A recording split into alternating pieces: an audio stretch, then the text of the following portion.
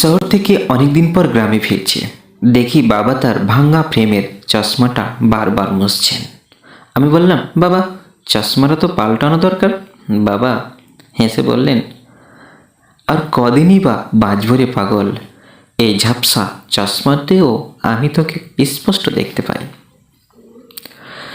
মায়ের ঘরের দিকে দেখি তিনি আমার ফেলে যাওয়া ছোটবেলার একজোড়া ছিঁড়ে যাওয়া জুতো আলমারিতে গুছিয়ে রাখছেন।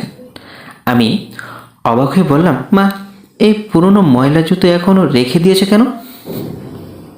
মা আঁচল দিয়ে চোখ মুছছে বললেন, তুই পাশে না থাকলে আমি এই জুতোর দিকে তাকিয়ে তোর ছোটবেলার পায়ের আওয়াজ খোঁজে।